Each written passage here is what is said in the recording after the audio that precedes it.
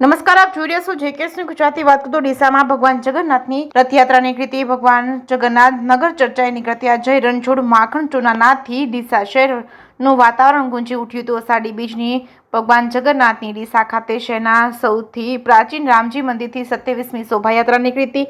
આ શોભાયાત્રા શહેરના મુખ્ય માર્ગો પર ફરી હતી। શોભાયાત્રાના 5 કિલોમીટરના લાંબા રૂટ પર ભક્તોનો સૈલાબ ઉમટી પડ્યું હતું અને આજે અષાઢી બીજ નિમિત્તે દેશભરમાં આજે ભગવાન જગન્નાથ અને ભાઈ બલરામ તેમજ બહેન સુભદ્રા નગર ચર્ચા પર નીકળ્યા હતા। ત્યારે ડીસામાં દર વર્ષની જેમ સુભાષચંદ્ર બોઝ સેવા સમિતિ દ્વારા છેલ્લા 27 વર્ષથી ભગવાન જગન્નાથની રથયાત્રા નીકળવામાં આવે છે। ત્યારે આજે ડીસા શહેરના જૂના રામ મંદિરથી નીકળેલી ભગવાન જગન્નાથની રથયાત્રા ધામધૂમપૂર્વક નીકળી હતી, જેમાં મોટી સંખ્યામાં ભાવિ ભક્તો જોડાયા હતા।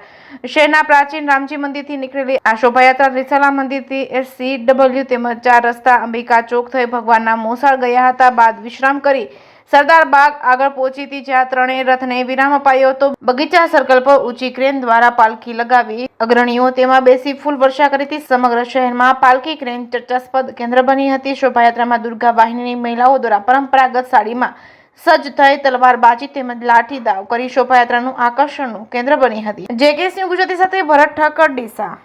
બચુજી ઠાકોર સેના પ્રમુખ આજે અહીંયા અમે જગન્નાથ ભગવાનની રથયાત્રા નિમિત્તે સેવા કેમ્પનું આયોજન કરવામાં આવ્યું છે। અમે ઠાકોર સેના દ્વારા હંમેશા વર્ષોથી સેવાકીય પ્રવૃત્તિ કરીએ છીએ, પણ આજે આ રથયાત્રા નિમિત્તે પણ અમે પાણીનું બુંદી સેવ આ બધી જ સેવા કેમ્પમાં અમે બધાને નાસ્તો આપવાના છીએ।